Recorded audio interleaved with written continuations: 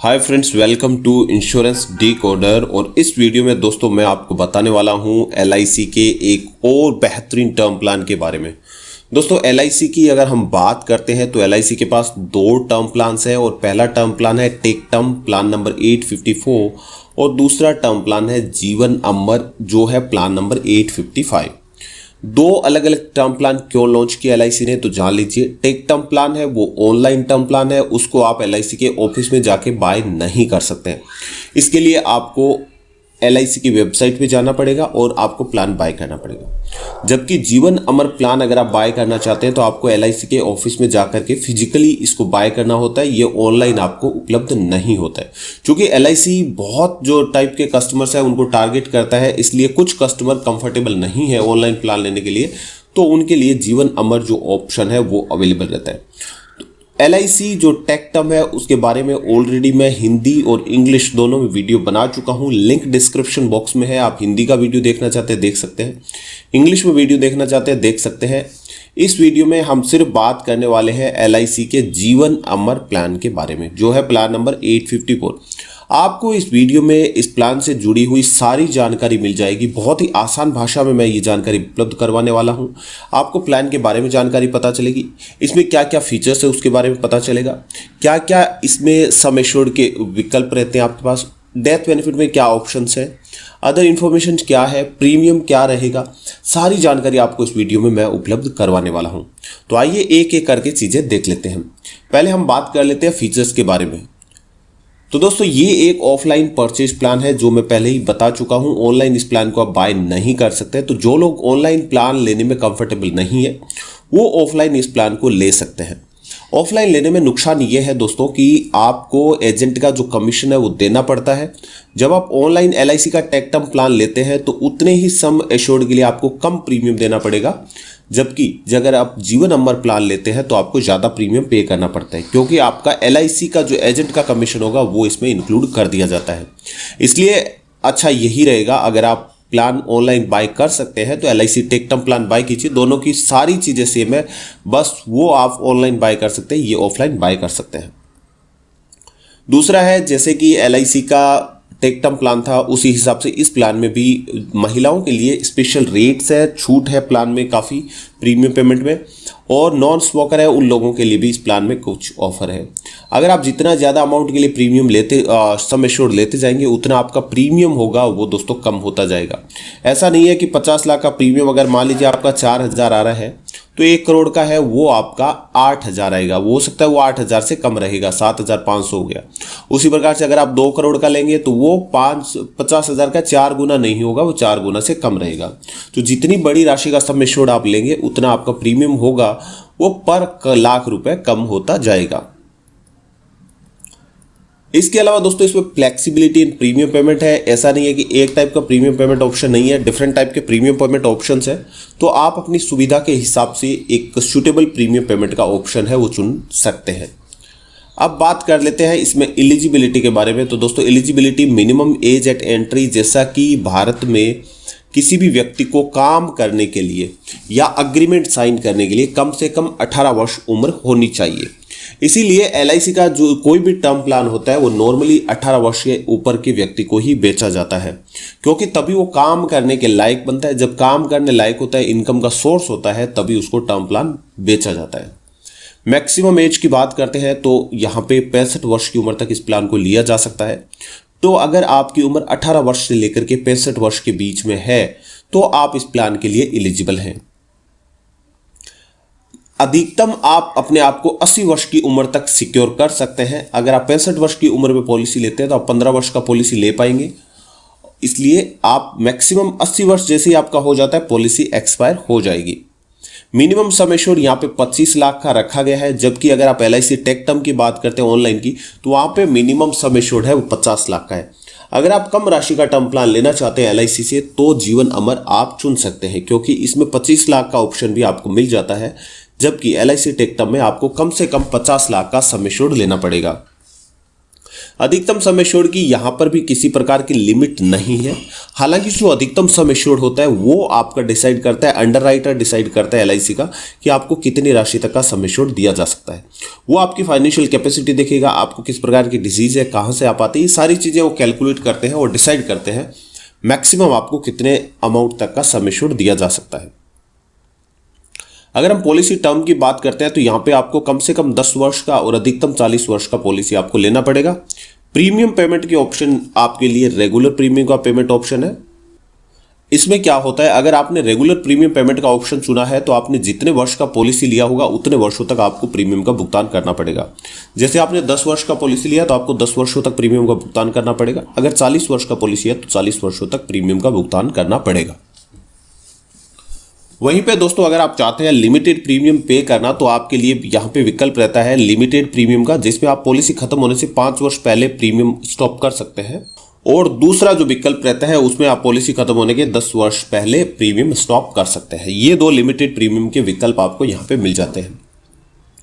Sum assured की बात करते हैं। सम एश्योर्ड वो राशि होती है जो इंश्योरेंस धारक की जब डेथ हो जाती है तो उनके नॉमिनीज को दी जाती है।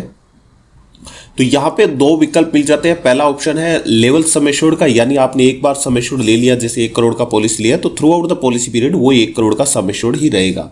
दूसरा आपके सामने विकल्प रहता है वो है इंक्रीजिंग सम एश्योर्ड का। लेकिन अगर आप इंक्रीजिंग सम एश्योर्ड का ऑप्शन चुनाव करते हैं तो यहां पे क्या होता है, आपका सम एश्योर्ड है वो 5 साल बाद बढ़ना शुरू होता है। जैसे आपने 1 करोड़ का सम एश्योर्ड लिया है तो 5 वर्षों तक आपका सम एश्योर्ड 1 करोड़ का रहेगा। उसके बाद हर वर्ष 10% यानी 1 लाख रुपए वो बढ़ता जाएगा। 1 करोड़ का 10% हुआ 1 लाख, तो 5वें वर्ष से वो 10% बढ़ता जाएगा। तो 6ठा वर्ष, 7वां, 8वां, 9वां, 10वां ऐसे करते हुए वो 10 वर्षों तक बढ़ेगा। यानी जब आपका पॉलिसी लिए हुए 15 वर्ष हो जाएंगे तो आपका पॉलिसी का सम एश्योर्ड है वो डबल हो जाएगा। तो 1 करोड़ का पॉलिसी 2 करोड़ का हो जाएगा। उसके बाद आपका जो ग्रोथ है सम एश्योर्ड का वो रुक जाता है। तो ये 2 विकल्प है। जैसे आप इंक्रीजिंग सम एश्योर्ड में जाएंगे तो यहां पे डेफिनेटली आपका प्रीमियम होगा वो आपको ज्यादा पेमेंट करना पड़ेगा। और इस पॉलिसी में चूंकि ये टर्म प्लान है इसलिए किसी प्रकार का मैच्योरिटी बेनिफिट नहीं दिया जाता है। कोई भी टर्म प्लान होता है उसमें अगर पॉलिसी धारक की डेथ, पॉलिसी मैच्योर या एक्सपायर होने से पहले अगर डेथ हो जाती है तो नॉमिनीज होते हैं उनको सम एश्योर्ड दे दी जाती है। लेकिन अगर डेथ मान लीजिए मैच्योरिटी तक नहीं होती है तो किसी प्रकार का रिटर्न होता है वो इंश्योरेंस कंपनी की तरफ से नहीं दिया जाता है। अब अगर हम अदर इंफॉर्मेशन की बात करते हैं तो इस पॉलिसी में आप एक्सीडेंटल डेथ बेनिफिट का राइडर ले लेते हैं। इसमें क्या होता है, अगर किसी बीमा धारक ने एक्सीडेंटल डेथ बेनिफिट राइडर लिया है और उनकी डेथ एक्सीडेंट में हो जाती है तो ये एडिशनल सम एश्योर्ड उनके परिवार को दे दिया जाता है। जैसे कोई व्यक्ति है उन्होंने 1 करोड़ का पॉलिसी लिया है और 50 लाख का एक्सीडेंटल डेथ बेनिफिट लिया है और उनकी डेथ किसी एक्सीडेंट में हो गई तो उनके परिवार को 1 करोड़ पॉलिसी का प्लस 50 लाख एक्सीडेंट का बेनिफिट कुल मिला करके 1 करोड़ 50 लाख रुपए नॉमिनी के परिवार को दे दिया जाता है। लेकिन अगर एक्सीडेंटल बेनिफिट राइडर नहीं लिया होता है तो सिंपल सम एश्योर्ड होता है 1 करोड़ रुपए वो दे दिया जाएगा। डेथ बेनिफिट है उसको इंस्टॉलमेंट्स में लिया जा सकता है, एक साथ डेथ बेनिफिट ले सकते हैं। अगर आप चाहते हैं डेथ बेनिफिट 5, 10, 15 वर्ष की किस्तों में रहे तो वो चुनाव भी किया जा सकता है। अगर डेथ बेनिफिट को किस्तों में लिया जाता है तो एलआईसी की तरफ से नॉमिनी को इंटरेस्ट भी दिया जाता है। ऐसा नहीं है कि 1 करोड़ का पॉलिसी है अगर आप किस्तों में लेते हैं तो 1 करोड़ डिवाइडेड बाई 12 मल्टीप्लाई 5 60 से डिवाइड नहीं होगा, उसमें इंटरेस्ट के साथ दिया जाता है। अब दोस्तों बात कर लेते हैं इसकी ग्रेस पीरियड की। तो ग्रेस पीरियड यहां पे आपको 30 दिन का ग्रेस पीरियड मिल जाता है। ग्रेस पीरियड का मतलब होता है अगर आप इस पीरियड के अंदर आपको ये इतना एडिशनल पीरियड मिलता है, जैसे आपका प्रीमियम भुगतान का मान लीजिए डेट है 31 दिसंबर तो आपको 30 जनवरी तक का प्रीमियम पेमेंट करने का ऑप्शन मिल जाता है। ग्रेस पीरियड की खास बात ये होती है कि ग्रेस पीरियड के अंदर किसी बीमाधारक की अगर डेथ हो जाती है तो भी परिवार को पूरा पैसा मिल जाता है। रिवाइवल पीरियड की बात करते हैं तो रिवाइवल पीरियड का मतलब होता है अगर किसी कारणवश, हो सकता है वो फाइनेंशियल, नॉन फाइनेंशियल, XYZ, किसी भी कारण से आपने इंश्योरेंस पॉलिसी का प्रीमियम देना बंद कर दिया, लेकिन कुछ टाइम बाद आपको लगता है कि आपको वो प्रीमियम पे करना चाहिए था और आप वो पॉलिसी रिवाइव करना चाहते हैं, तो दोस्तों यहां पे आपको मिलता है 5 वर्ष का टाइम। 5 वर्ष के भीतर आप जाकर के LIC को अपने पुराने प्रीमियम विद इंटरेस्ट पे कर देंगे और आपका पॉलिसी है वो रिवाइव हो जाता है। अगर सरेंडर वैल्यू की बात करते हैं तो मैं पहले ही बता चुका हूं, यहां पे किसी प्रकार का सरेंडर बेनिफिट नहीं मिलेगा। फ्री लुक पीरियड यहां पे 15 दिन का मिल जाता है। अगर 15 दिन के भीतर आपको लगता है किसी भी कारण से कि आप ये पॉलिसी सरेंडर करना चाहते हैं तो आप सरेंडर कर सकते हैं। सेक्शन 45 इस पॉलिसी में एप्लीकेबल है। सेक्शन 45 का मतलब होता है अगर आपने 3 वर्षों तक इंश्योरेंस का प्रीमियम कंटिन्यूसली भरा है तो कोई भी लाइफ इंश्योरेंस रिजेक्ट नहीं की जा सकती है किसी भी कारण से। अब प्रीमियम देख लेते हैं। आपने अगर लेवल सम एश्योर्ड चुना है, यानी आप चाहते हैं through out the policy same sum assured रहे, तो दोस्तों ये एक टेंटेटिव टेबल है, उसमें आप देख सकते हैं किस प्रकार से प्रीमियम काम करेगा। मान लीजिए एक 20 वर्ष के व्यक्ति 20 वर्ष के लिए प्रीमियम पॉलिसी लेना चाहते हैं तो उनको 4,356 रुपए का प्रीमियम है वो लेवल सम एश्योर्ड पॉलिसी के अंदर पे करना पड़ेगा। और 40 वर्ष का व्यक्ति अगर 20 वर्ष की पॉलिसी लेता है तो उनको 11,475 रुपए हर साल अगले 20 वर्षों तक भुगतान करना पड़ेगा। इसके विपरीत अगर इंक्रीजिंग सम एश्योर्ड पॉलिसी लिया है तो 20 वर्ष के व्यक्ति के लिए प्रीमियम बढ़कर के हो जाता है 5,715 रुपए और 40 वर्ष के व्यक्ति के लिए प्रीमियम बढ़कर के हो जाता है 17,664 रुपए। तो इस प्रकार से ये प्रीमियम है वो कैलकुलेट होगा। दोस्तों आशा करता हूं आपको वीडियो समझ में आया होगा, पॉलिसी समझ में आया होगा। अगर वीडियो पसंद आया दोस्तों तो वीडियो को लाइक करना ना भूलें और अभी तक चैनल को सब्सक्राइब नहीं किया तो फटाफट जाकर के चैनल को सब्सक्राइब कर दीजिए। यहाँ पर सिर्फ और सिर्फ इंश्योरेंस से जुड़े हुए वीडियो आपको मिलेंगे। बहुत ही आसान भाषा में हम वीडियोस बनाते हैं, कोशिश करते हैं हमारा वीडियो देखने वाले व्यक्ति को पूरा प्रोडक्ट है अच्छे से समझ आए और वो उसको प्रोडक्ट है लेने में हेल्प कर पाए।